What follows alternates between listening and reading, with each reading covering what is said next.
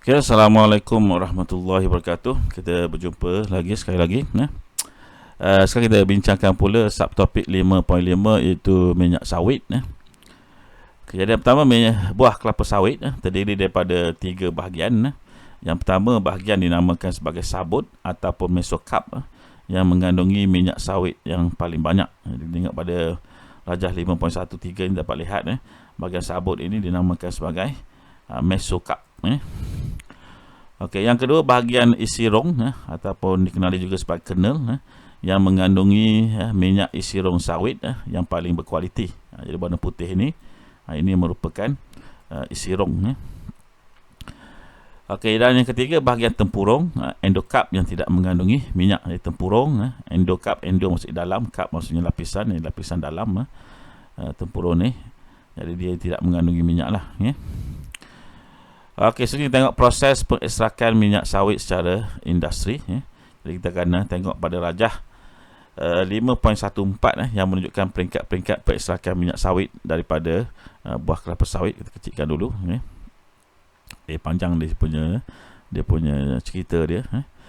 Okey, jadi kita besarkan untuk tengok yang lebih jelas apa yang berlaku dalam proses pasal minyak ini. Okey, yang pertama, dia bermula daripada tandan buah kelapa sawit. Jadi kelapa sawit dihantar ke kilang dalam bentuk tandan, buah-buah melekat pada tandan ataupun juga dalam bentuk buah relai lah. Okey, seterusnya kita tengok daripada tandan kelapa sawit ni kita akan mulakan proses yang pertama dinamakan sebagai pensterilan, di mana buah kelapa sawit bersama tandannya disteril dalam steam yang bertekanan tinggi pada suhu yang tinggi. Tujuan dia yang pertama adalah untuk melembutkan buah. Jadi buah sawit yang dalam keadaan belum diproses agak keras, jadi kita lembutkan dia menggunakan pensterilan, menggunakan uap steam yang tinggi. Kemudian yang kedua, yang tak kurang pentingnya adalah untuk membunuh bakteria dan fungi. Jadi itu sebenarnya maksud pensterilan ini, membunuh mikroorganisma yang ada pada buah sawit tadi. Dan yang ketiga, untuk meleraikan buah daripada tangkainya. Okey, selepas pensterilan kita masuk pula kepada proses penanggalan, di mana penanggalan ini apa yang berlaku, buah kelapa sawit akan ditanggalkan daripada tandannya. Selepas penanggalan kita masuk pula proses pencernaan. Apa yang berlaku di sini, buah kelapa sawit dipanaskan semula pada suhu yang tinggi dan dikacau dengan batang pemutar untuk mengasingkan sabut daripada tempurung. Kemudian sabut dan tempurung yang mengandungi isi rong diproses secara berasingan. Okey, seterusnya di sini kita tengok untuk sabut akan berlaku proses pengekstrakan minyak sawit. Minyak akan diperah daripada sabut dengan menggunakan penekan hidrolik ataupun skru. Manakala untuk isi rong pula, pengekstrakan isi rong akan dilakukan di mana tempurung yang mengandungi isi rong dikukus pada tekanan yang tinggi dan isi rong akan diasingkan.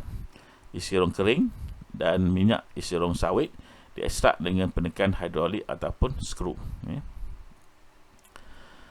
Okey, selepas proses pengekstrakan tadi kita akan lalukan pula minyak tadi melalui proses dinamakan sebagai penurasan. Jadi untuk sabut, gentian sabut akan diasingkan daripada minyak sawit melalui penurasan. Manakala untuk isi rong pula, dalam proses penurasan ini isi rong diasingkan daripada minyak sawit melalui proses penurasan. Okey, seterusnya untuk sabut, minyak daripada sabut ini akan melalui pula proses penulinan, tapi ini tak berlaku pada minyak daripada isi rong. Jadi untuk penulinan ini, steam dialirkan melalui minyak sawit untuk menyingkirkan bau dan asid yang menyebabkan minyak sawit masam. Minyak sawit disalurkan melalui karbon yang diaktifkan untuk menghilangkan warnanya. Warna asal minyak sawit ni sangat perang, pekat dan sebagainya. Jadi warna itu mungkin tak menarik lah untuk kita gunakan sebagai minyak masak dan sebagainya. Jadi itu yang sebab kenapa perlu melalui proses penulinan ini untuk menghilangkan warnanya yang agak ekstrim. Okey, jadi selepas proses penulinan untuk sabut tadi, kita akan dapat minyak sawit tulen, palm oil, PO atau palm oil lah. Manakala untuk minyak daripada kernel tadi, daripada isirung tadi, tidak melalui penulinan, daripada penulasan terus kita akan dapat minyak isirung sawit yang tulen, palm kernel oil ataupun PKO. Jadi proses-proses yang kita bincangkan tadi mestilah berlaku dalam turutannya, untuk menghasilkan minyak sawit yang berkualiti lah. Okay, sekarang kita tengok komponen dalam minyak sawit. Jadi minyak sawit terdiri daripada dua bahagian, iaitu gliserol dan pelbagai jenis asid lemak. Sebenarnya oleh kerana minyak sawit ni lemak, semua lemak sebenarnya terbahagi kepada gliserol dan asid lemak sebagai monomer dia. Jadi minyak sawit di sini tunjukkan pada darjah 5.15, boleh dipecahkan kepada gliserol dan asid lemak sebagai monomernya. Okay, yang kedua, minyak sawit terdiri daripada asid lemak tepu seperti asid palmitik dan asid stearik, serta asid lemak tak tepu seperti asid olik dan juga asid linolik. Okey, sifat kimia bagi minyak sawit kita tengok pada darjah 5.6 ini. Yang pertama, tindak balas dengan molekul minyak sawit. Yang pertama, kita ada proses pengoksidaan, di mana molekul minyak sawit bergabung dengan oksigen. Hasil tindak balas, dia akan menghasilkan radikal bebas dan sebatian yang berbahaya pada kesihatan manusia. Okey, tindak balas yang kedua dinamakan sebagai hidrolisis, di mana molekul minyak sawit bertindak balas dengan air dengan kehadiran enzim atau asid yang kuat. Hasil tindak balas, kita akan hasilkan gliserol dan 3 asid lemak. Okey, dan yang ketiga, proses pengesteran, di mana molekul asid lemak dalam molekul minyak sawit bertindak balas dengan alkohol, dan hasil tindak balasnya adalah bahan dinamakan sebagai ester seperti methyl ester untuk menghasilkan biodiesel minyak sawit. Okey, so kita tengok proses pengimulsian minyak sawit. Proses pengimulsian minyak sawit merupakan satu proses, satu perubahan fizik, di mana minyak sawit dipecahkan kepada titisan minyak sawit yang kecil dengan jumlah luas permukaan ditambah. Jadi contoh pengimulsian minyak sawit oleh jus sempedu yang berwarna hijau adalah seperti yang tunjukkan pada darjah 5.1 di sini. Di sini. Jadi ini minyak sawit dengan air, ini pula minyak sawit, air dan juga jus sempedu. Kemudian di sini menghasilkan titisan minyak besar tanpa pengimulsian, manakala untuk yang berlaku proses pengimulsian, kita akan menghasilkan titisan minyak kecil dengan pengimulsian. Dan akhirnya dapat di sini perbezaan dari segi molekul ataupun saiz titisan minyak tersebutlah. Okey, so kita tengok kandungan nutrisi dalam minyak sawit pada darjah 5.17. Yang pertama, lemak. Jadi kepentingan dia, minyak seimbang dengan jumlah lemak tepu dan lemak tak tepu yang sama. Nilai kalorinya lebih kurang 9 kilokalori per gram. Yang kedua, kehadiran vitamin A dan E, di mana sumber vitamin yang kaya dengan vitamin E, tocopherol dan juga tocotrinol, dan vitamin A dalam karotena yang merah. Okey, yang ketiga, bahan antioksidan. Kepentingan dia, karotena dan vitamin E yang melambatkan atau menghentikan proses pengoksidaan.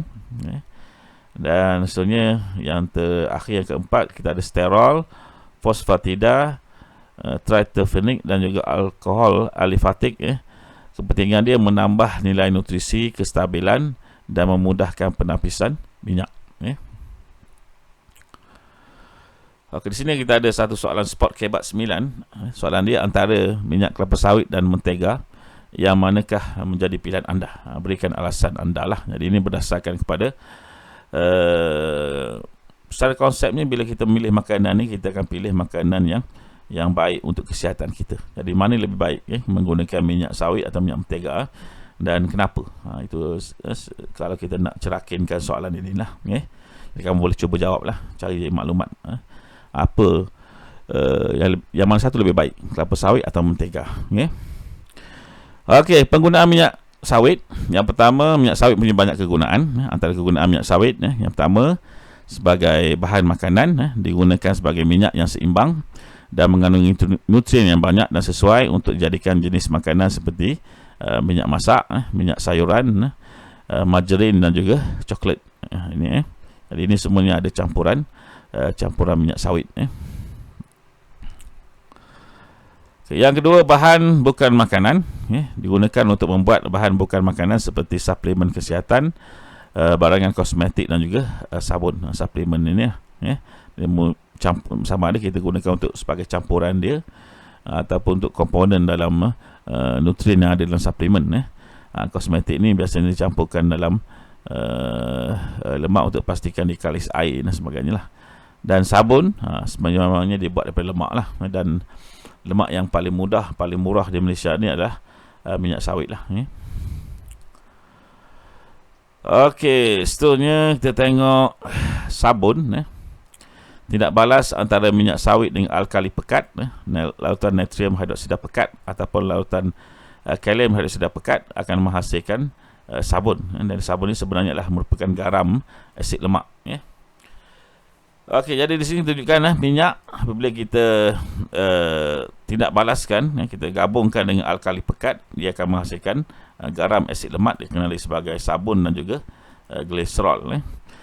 Okey, konsep di sini sebenarnya ini adalah salah satu contoh untuk tidak balas peneutralan. Jadi minyak sawit di dalamnya ada glycerol dan juga asid lemak. Maksudnya asid kita tidak balaskan dengan alkali, jadi sebab itu dia akan menghasilkan garam. Jadi tidak balas asid alkali akan menghasilkan garam yang bersifat neutral. Jadi ini merupakan garam asid lemak. Okey, sebelum kita pergi lanjut, kita tengok input extra yang diberikan di sini. Jenis sabun itu garam asid lemak bergantung kepada jenis asid lemak dalam minyak dan alkali yang digunakan dalam pembuatan sabun. Bahan pewangi ditambahkan ke dalam sabun untuk menghasilkan sabun yang berbau harum. Pewarna pula ditambahkan ke dalam sabun untuk menghasilkan sabun yang berwarna. Jadi ini konsepnya asasnya sabun adalah terdiri daripada garam asid lemak. Jadi untuk menjadikan lebih menarik, kita campurkan pewarna. Untuk jadikan lebih menarik lagi, kita campurkan juga pewangi. Okey, balik semula pada proses penghasilan sabun. Yang kedua, pembuatan sabun melibatkan dua peringkat. Peringkat pertama dinamakan sebagai saponifikasi minyak. Jadi saponifikasi ini merupakan proses penghasilan sabun. Jadi minyak atau lemak dihidrolisiskan atau diuraikan untuk membentuk asid lemak dan gliserol dengan menggunakan alkali yang pekat, iaitu ion hidroksida OH negatif. Jadi proses ini dikenali sebagai saponifikasi ataupun hidrolisis beralkali. Sekejap saya sambung pada plug sekejap. Bateri dah semakin berkurang.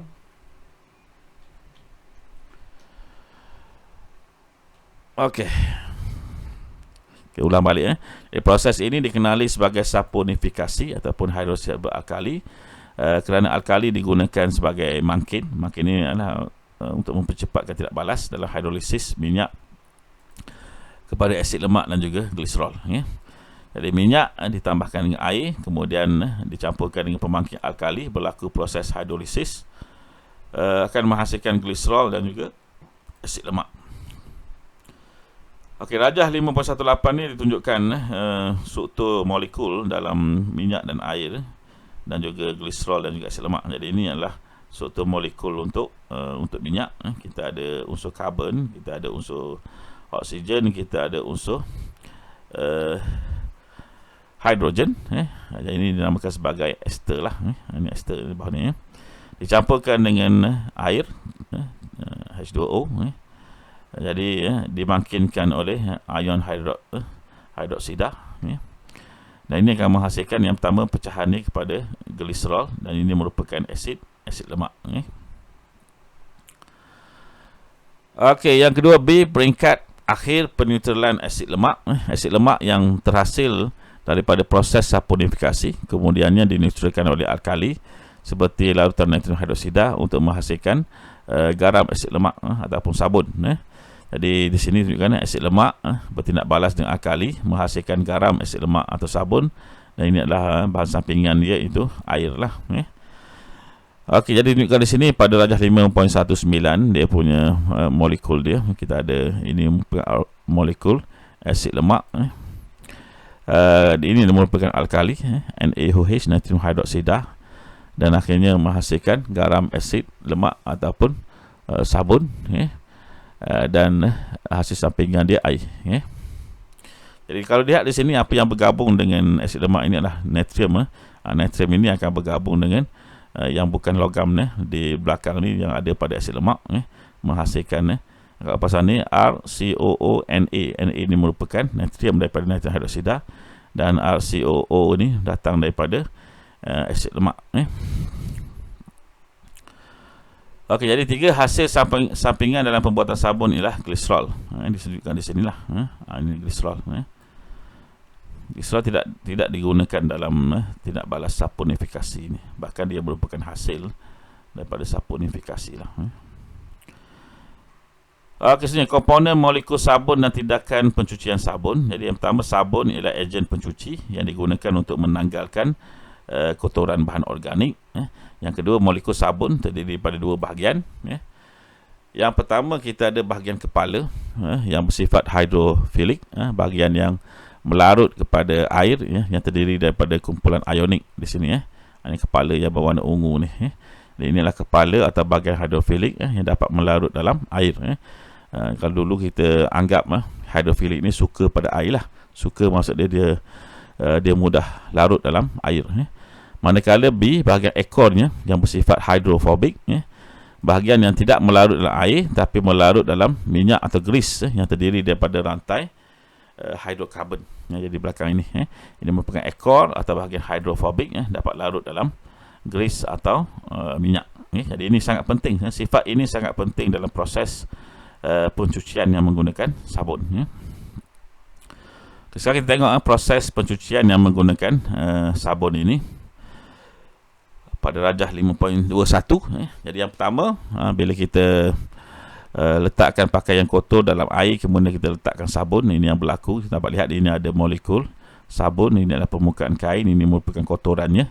Jadi apabila sabun melarut dalam air, ketegangan permukaan dikurangkan, dan seluruh permukaan kain dibasahi oleh air sabun.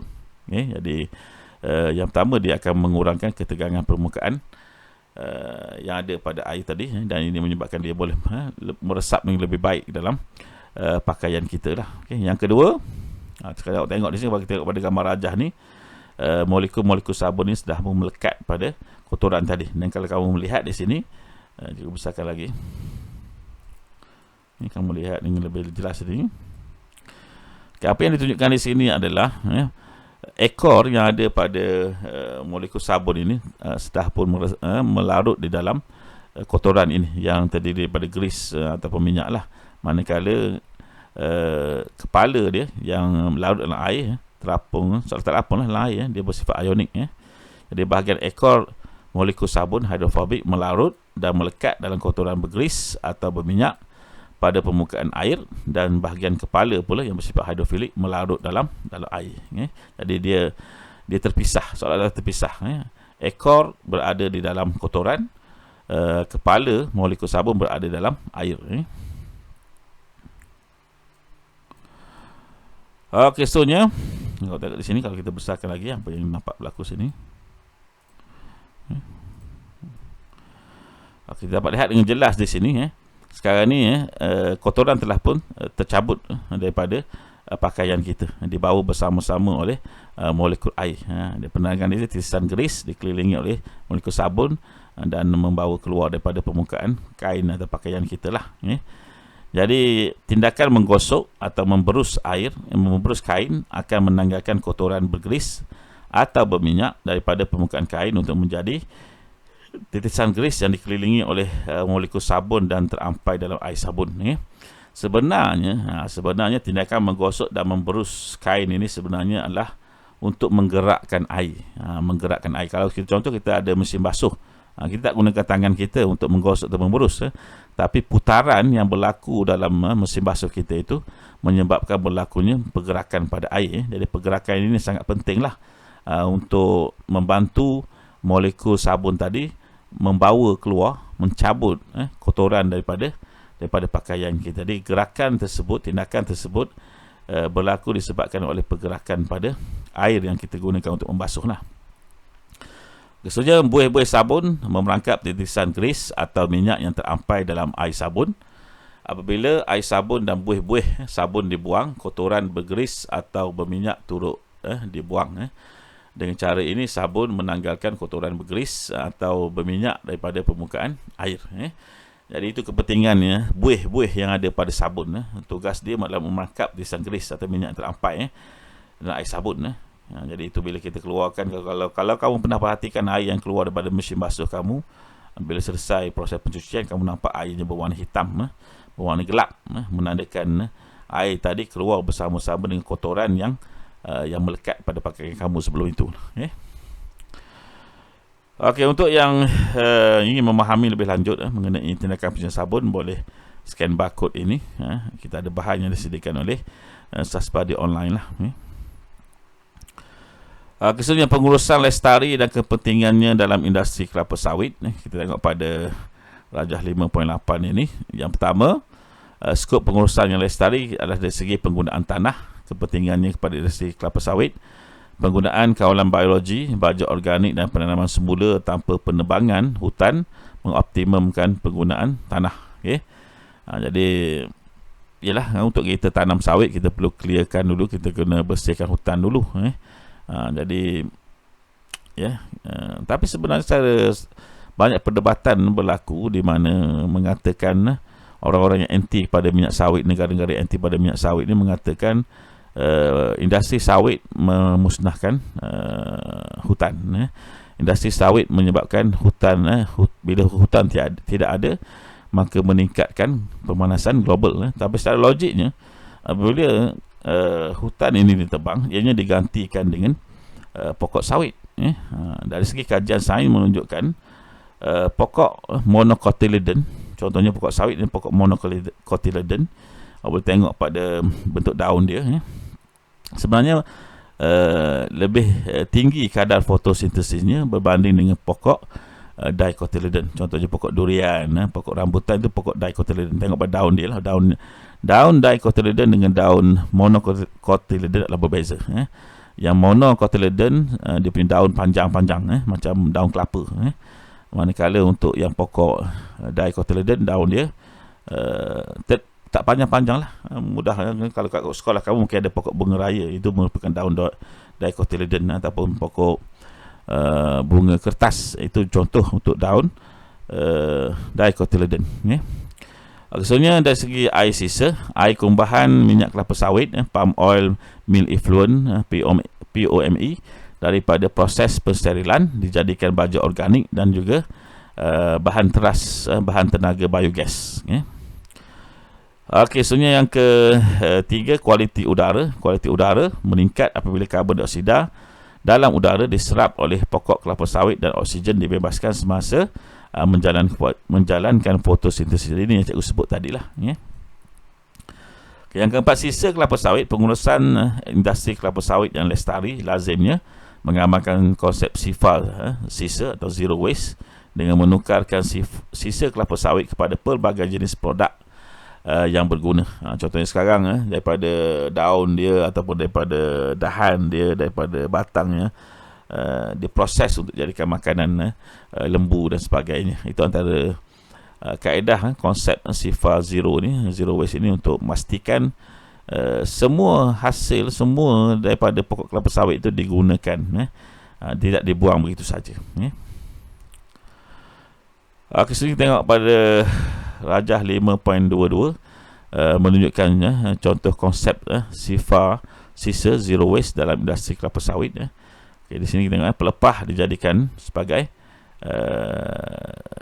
baja, jenis biogypsum. Sisa kelapa sawit itu biogypsum. Bio maksudnya daripada hidupan, daripada minyak sawit tumbuhan adalah hidupan. Gypsum ni maksudnya sesuatu yang ada zarah lah. Okay, jadi biogypsum, sisa kelapa sawit, pelepah dijadikan sebagai baja. Kemudian batang pokok sebagai bahan gantian kayu. Kita boleh buat pellet, kita boleh buat serbuk, kemudian kita cantumkan menjadikan papan dan sebagainya. Kemudian tandan kosong dijadikan sebagai kompos. Ini adalah baja kompos, baja organik. Okey, kemudian tempurung dibakar untuk mendidihkan air. Jadi ini konsep dia, konsep menggunakan tempurung ini sebagai bahan bakar. Kemudian sabut dijadikan permaidani dan juga tekstil. Ini sabut dia. Dan POME dijadikan biogas dan juga baja. Okey, jadi kita tengok pada praktis 5.5 untuk menguji kefahaman dan ingatan kita dengan apa yang telah pun kita pelajari sebelum ini. Jadi soalan yang pertama, namakan minyak yang diekstrak daripada bahagian buah kelapa sawit berikut. Kita ada yang pertama isirong, yang kedua sabut. Soalan yang kedua, apakah tujuan buah kelapa sawit distimkan sebelum minyak diekstrak daripadanya? Yang ketiga, namakan dua bahagian dalam molekul lemak. Yang keempat, apakah bahan tindak balas yang bertindak balas dengan minyak sawit dalam proses di bawah? Kita ada proses pertama, proses hidrolisis. Yang kedua, kita ada proses pengesteran. Dan soalan yang terakhir, namakan satu contoh bahan antioksidan yang terkandung dalam minyak sawit. Jadi itu kamu boleh tanyakan diri kamu sebagai satu rangsangan untuk menguji kefahaman dan ingatan kamu dengan apa telah pun kita belajar. Okey, selepas ini cikgu akan berikan pada kamu soalan dalam bentuk Google Form untuk kamu jawab untuk latihan bab 5 ini. Jadi kita segera berjumpa lagi. Assalamualaikum warahmatullahi wabarakatuh.